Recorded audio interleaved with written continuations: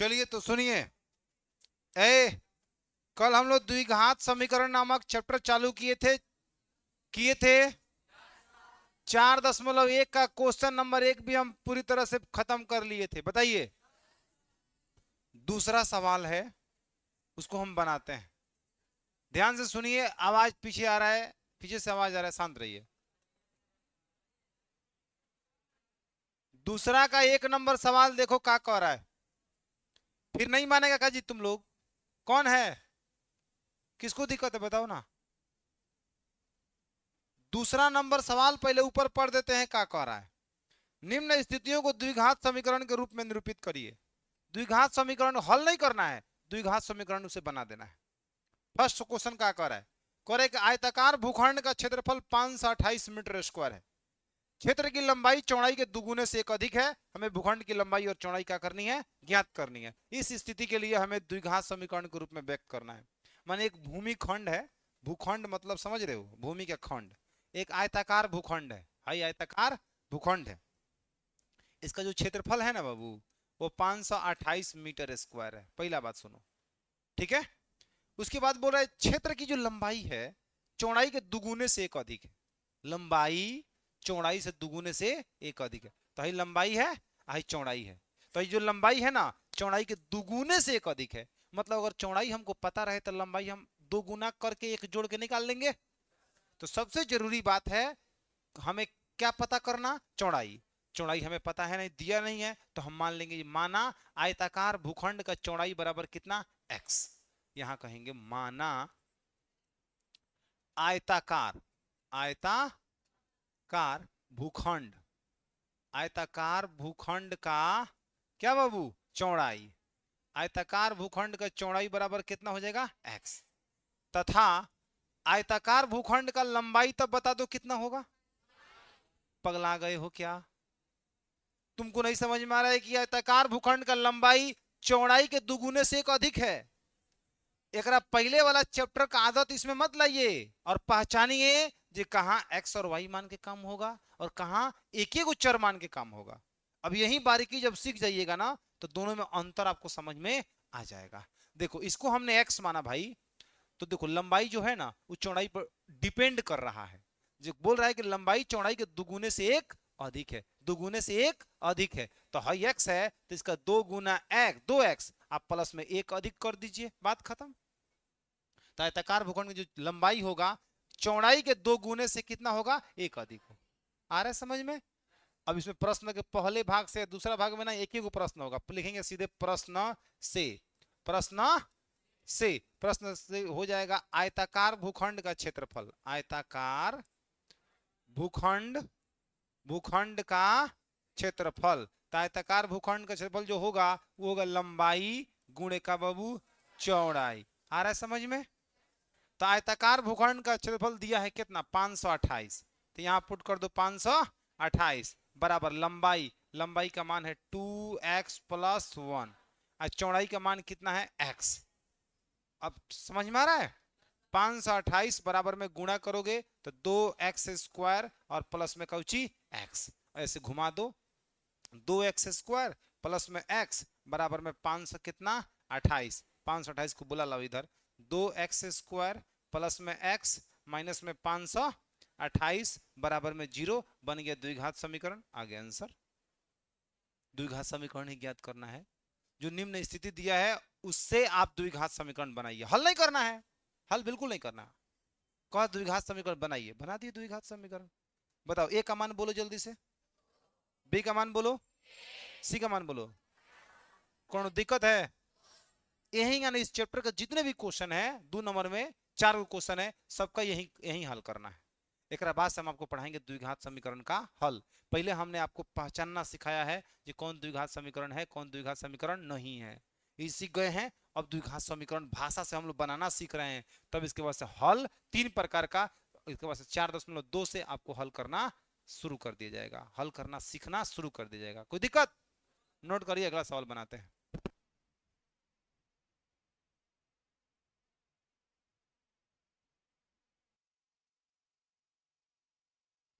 चलिए नोट कर लिए। अगला सवाल सुनिए 2 नंबर का, 2 का 2। सवाल को सुनो पहले, क्या कह रहा है। कह रहा है कि दो क्रमागत धनात्मक पूर्णांकों का गुणनफल 306 है, हमें पूर्णांक ज्ञात करना है। क्रमागत माने जानते हो क्या होता है? लगातार। अगर 5 है तो ओकरा बाद से कौन होगा? 6। लेकिन हमको ये बात पते नहीं है ये दो क्रमागत पूर्णांक कौन है। क्वेश्चन कह रहा है दो क्रमागत धनात्मक पूर्णांकों का गुणनफल 306 है। पता ही नहीं है दो क्रमागत धनात्मक पूर्णांक कौन है, तो मान लेंगे, कहेंगे सीधे माना दो क्रमागत धनात्मक पूर्णांक, धनात्मक पूर्णांक बराबर पूर्णांक x, पूर्णांक बराबर एगो x और एगो x प्लस 1। उसके तुरंत बाद वाला चाहिए तो 1 जोड़ दीजिए उसमें। बोलिए, हो गया? इसलिए आजा प्रश्न से। प्रश्न से बोला है दो क्रमागत धनात्मक पूर्णांकों का गुणनफल 306 है। तो दो क्रमागत धनात्मक पूर्णांक निकाल चुके हैं, इसका गुणनफल x इंटू में x प्लस 1, इसका गुणनफल जो है वो 300 कितना है बाबू? 6 है। खत्म। अब गुणा कर दिया x में x से x स्क्वायर, x में 1 से x माइनस का 306 बराबर में 0। खत्म। ए का मान बोलो, बी का मान बोलो, सी का मान छापो।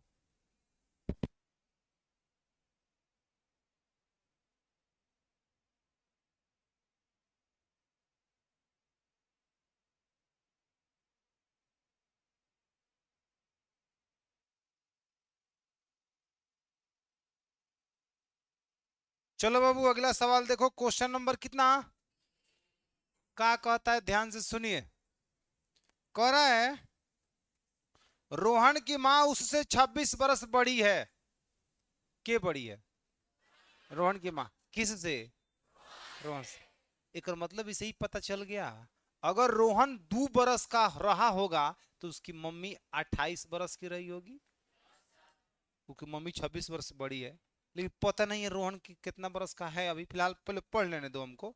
रोहन की माँ उससे 26 वर्ष बड़ी है, उसकी आयु का गुणनफल आपसे 3 वर्ष पश्चात 3 से 60 हो जाएगी। हमें रोहन की वर्तमान आयु ज्ञात करनी है। पहले इसको क्लियर करो, ये रोहन की मम्मी रोहन से 26 बरस बड़ी है, मतलब अगर रोहन 5 बरस का रहा होगा तो उसकी मम्मी तब 31 बरस की रही होगी, 26 वर्ष बड़ी है। अगर रोहन 1 बरस का रहा होगा तो उसकी मम्मी तब 27 बरस की रही होगी। सही बात है। तो रोहन के उम्र पर डिपेंड करता है उसकी मम्मी का उम्र। तो मान लेते हैं ये माना रोहन का वर्तमान उम्र बराबर कितना? x।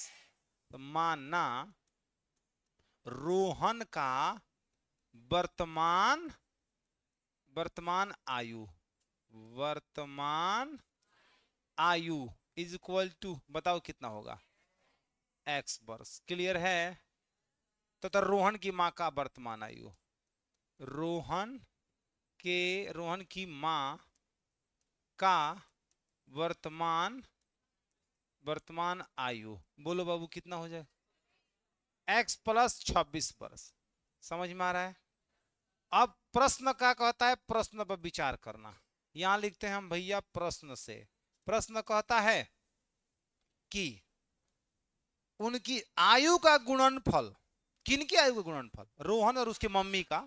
उनकी आयु का गुणनफल अब से 3 वर्ष पश्चात 3 से 60 हो जाएगी। ए बरा ना 3 वर्ष पश्चात, तो ए बरा रोहन x वर्ष का है तो 3 वर्ष बाद x प्लस 3 वर्ष का होगा। बोलो, आप उसकी मम्मी x प्लस 26 वर्ष की है तो x प्लस 29 वर्ष की हो जाएगी 3 वर्ष के बाद। बोलो ना, समझ में आ रहा है क्या? तो 3 वर्ष बाद रोहन, उनकी आयु का गुणनफल अब से 3 वर्ष पश्चात, उनकी आयु का गुणनफल 3 वर्ष के पश्चात 3 से 60 हो जाएगा। मतलब अब उन दोनों का आयु गुणनफल करेंगे तो 3 से कितना हो जाएगा बाबू?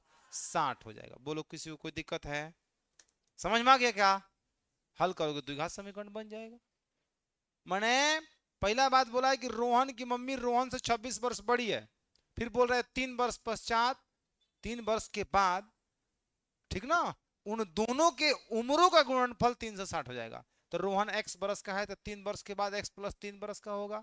रोहन की मम्मी इस समय x प्लस 26 वर्ष की है, तो 3 वर्ष के बाद x प्लस 26 में 3 जोड़ेंगे x प्लस 29 वर्ष की हो जाएगी, और दोनों के उम्र का गुणनफल कितना होगा 360। अब गुणा कर दीजिए, x में x से कितना होगा x स्क्वायर, x में 29 से क्या होगा 29x होगा, 3 में x से कितना होगा 3x, यहाँ 29 87, बोलो आप बराबर में 3 से कितना हो जाएगा 60, है ना। देखो x square 29x 3x 29 3 32x, अब प्लस में कितना होगा 87, अब माइनस में 360 बराबर में कितना 0, यहाँ होगा एक्स स्क्वायर प्लस में 32x और 360 में से 87 जाएगा, 360 में से 87 जाएगा तो कितना होगा 3, और यहाँ 15 में से 8 जाएगा 7, और यहाँ कितना होगा 273 माइनस का 273 बराबर में 0। यही आपका द्विघात समीकरण बन गया, खेल खत्म। छापा।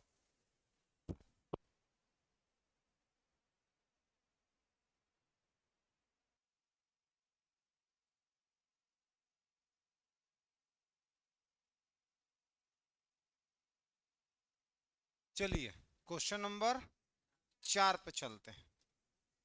4 नंबर क्वेश्चन क्या कहता है जी, कहता है कि एक रेलगाड़ी 480 किलोमीटर की दूरी समान चाल से तय करती है, यदि इसकी चाल 8 किलोमीटर प्रति घंटा कम होती तो वह उसी दूरी को तय करने में 3 घंटा अधिक समय लेती। हमें रेलगाड़ी की चाल क्या करनी है, ज्ञात करनी है।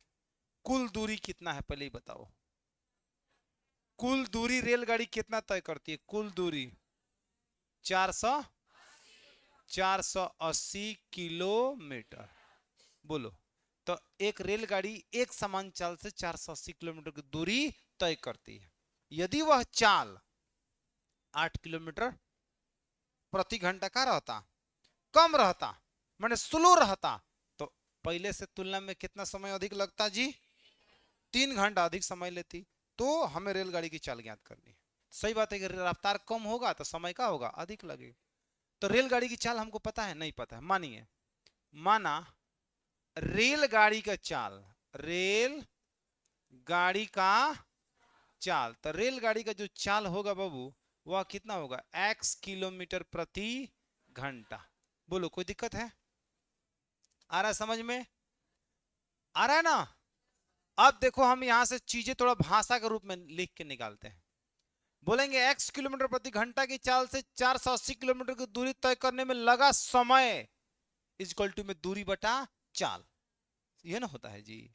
तो लिखेंगे ऐसे लिख देते हैं 480 किलोमीटर की दूरी, ठीक ना, x किलोमीटर प्रति घंटा की चाल से, x किलोमीटर प्रति घंटा की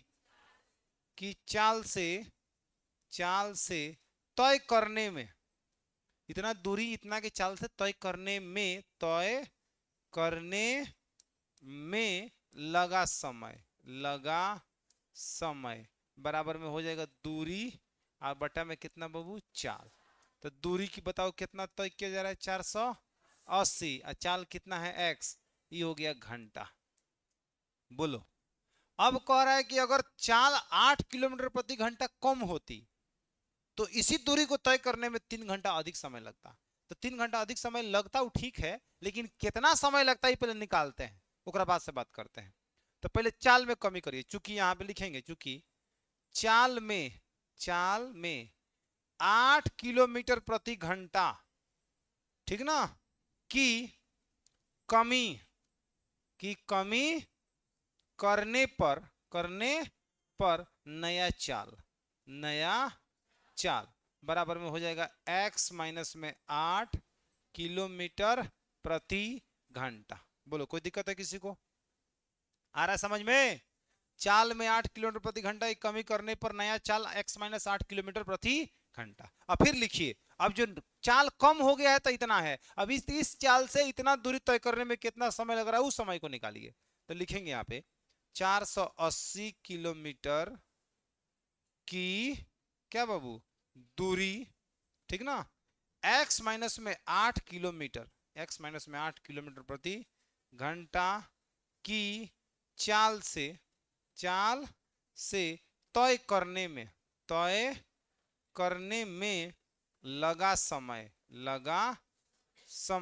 बराबर में हो जाएगा दूरी और बटा में कितना चाल। आप मुझे बताओ दूरी कितना है 480 और चाल कितना है x माइनस 8 घंटा। बोलो तो चाल कम हुआ है तो ही समय निकला है, आई एक्स के रफ्तार से चलने पर ही समय निकला है। दोनों समय ही है लेकिन एगो समय 3 घंटा एगो से कहा है बाबू अधिक है। कौन अधिक है हई अधिक है क्योंकि चाल यहाँ पे क्या हुआ है कम किया गया है तो हई समय इस समय से 3 घंटा अधिक है। अब यहाँ लिखिए प्रश्न से, प्रश्न से एक तरफ लिखना है 480 बटा में कितना x, एक तरफ लिखना है 480 बटा में x माइनस में 8। बोलो तो हई जो समय है ना ये जो समय है इससे 3 घंटा का है अधिक है, हई समय इससे 3 घंटा अधिक है तो अधिक है तो ये में क्या करिए 3 घटा दीजिए दोनों आपस में क्या हो जाएगा बराबर हो जाएगा। आ रहा है समझ में?